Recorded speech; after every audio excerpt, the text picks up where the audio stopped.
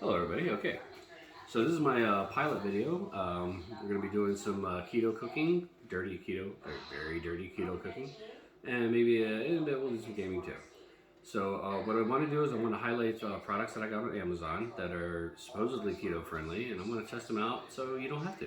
Anyhow, today we're doing country fried steak with some fried eggs and a cauliflower puree and some red eye gravy. The ingredients I got from Amazon are Carb, which is a pretty good substitute for flour. Instead of using breadcrumbs, we're going to be using Porking Good pork rind crumbs. These are also available on Amazon, a variety of flavors. Awesome, I like it. And instead of using flour as a thickener, we're going to be using xanthium gum. A little bit goes a long way, trust me on this, okay? So, let's get started. Okay, first we're going to start with our red eye gravy, okay? Going to be putting some mushrooms in it, roughly a shit ton of butter, and no red eye coffee would be complete without coffee. So first we're going to melt the butter up, so we're going to put the mushrooms in there because the mushrooms are going to soak up all this butter and be so freaking delicious. And then we're going to pour the gravy in after we put some xanthan gum in there to like make the little roux type thing. Now, caution about xanthan gum. A teaspoon equals a cup of flour for a roux. All right, put too much xanthan gum in there and you're going to have jello. Just letting you know. So, let's get started. Oh, by the way, if you're saying, oh, Tom, why are you using so much butter? Why? Why not?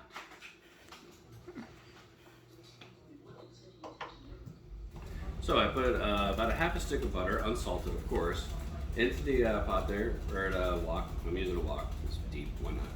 And getting it ready to go. Pretty soon we're going to be adding the mushrooms and let it soak up all that fat. We're going to add xanthan gum, make a nice little roux out of it, and then we get the coffee. Use whatever coffee you want. If you like Maxwell House, Folgers, whatever. I like, we're using a Christmas blend that we got for Christmas, oddly enough, and it's delicious. All right.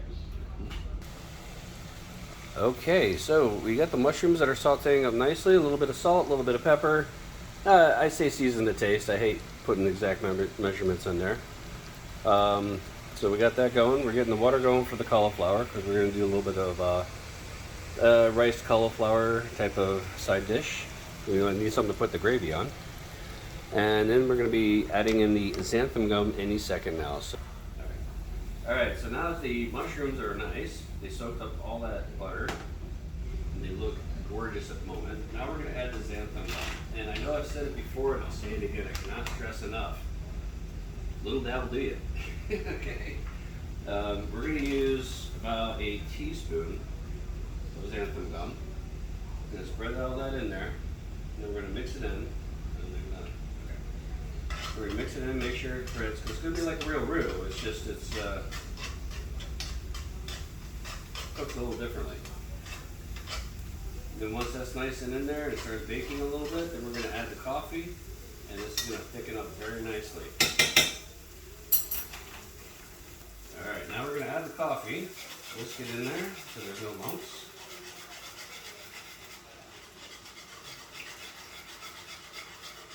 There we go. I would say that was about 2.5, maybe 3 cups of coffee put in there. Alright, hot right off the burner. Once this starts up and gets some nice boil and everything, we can see how thick it's going to be. And if we need to, we could add more. Or we can even add a dash more xanthan gum if we need to do that.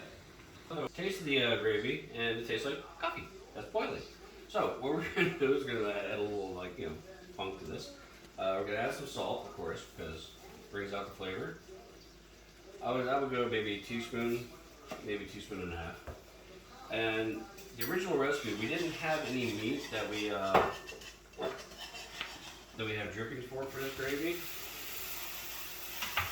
So what I'm going to do is I'm going to add some Worcestershire sauce. It gives a nice little smoky flavor, kind of like you cook the steak in the pan before you did this. I know if you look up the recipe, it's going to call for ham or ham drippings. I understand, but we're eating this with steak tonight. Alright, I'm going to mix that in there. Get all that goodness. Can't have anything without garlic, not in this house at least. So, I mean, I know, I'm lazy. I didn't chop up my own cloves. Get this at the store. It's a time saver, trust me. Now we're just going to keep it on low. Let it simmer for a bit. We're going to check and see how thick it is. Oh yeah. Looking good. Gravy is getting happy, no problems. We took the cauliflower after we boiled it for maybe about 3 or 4 minutes just to get it nice and soft. It's rice cauliflower, as you can see, so we got it there, nice consistency. Now we're going to finish this up real quick. Turn the burner off, you don't want to scorch it. Now we're going to add just a little heavy cream. Now cauliflower, unlike mashed potatoes and grits, it does not soak up the heavy cream, so you don't want to add too much or else you're going to have a cauliflower soup. So we're just going to do a little bit of heavy cream in there. And then we're going to add the best ingredient, cheese. We set up a fairly deep saucepan, put some oil in there, we're going to heat that up. Probably want to try to get it about 300 degrees. And then we're going to start with our steaks. We chose thin sliced ribeye steaks. These will cook up in no time. They're going to taste great breaded.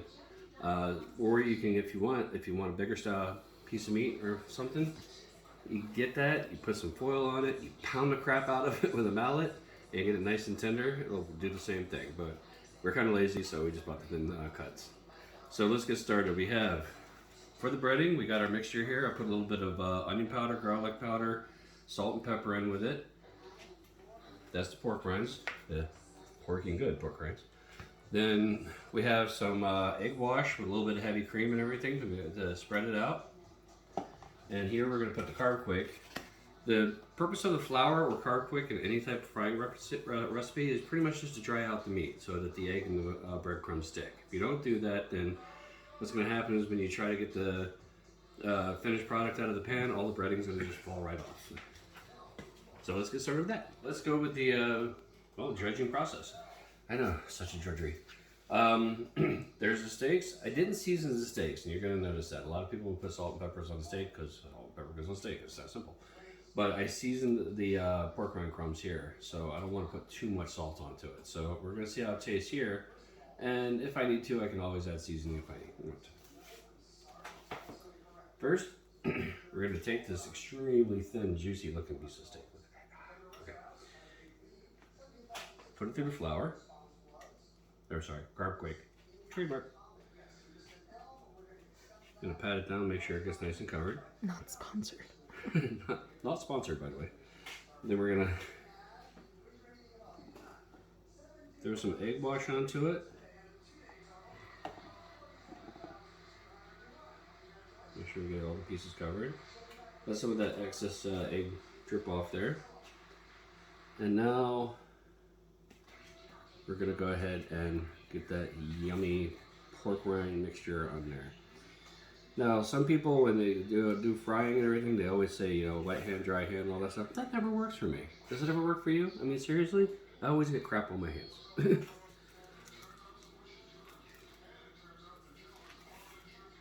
There we go. And we got our first ready steak. All right, so we got some steaks done, ready for the oil. Oil is nice and heated up. As you can see, I already did a couple test steaks there. I just wanted to make sure I didn't make too much of a fool of myself. So what we're going to do is going to take this nice little breaded up steak. Always put it away from you because if it flops down, you don't want the grease to splash you, believe me. So we're going to have that cook for a little bit. These are nice thin steaks, so they're going to take most a minute on each side. You're going to flip it over, do it there. If you want to bake these or try these in an air fryer, if you have one big enough, by all means, go right ahead. I'm doing it because I like that nice oily, greasy, southern country fried style. Now for the finishing touch. After we got all this done, we're going to do ourselves a nice little fried egg. We're going to grab a couple of these nicely crispy steaks. Some of that pureed cauliflower that I bet you forgot about, but I certainly didn't. The cheesy, creamy goodness. We're going to add some generous portions of that red-eye gravy that we made.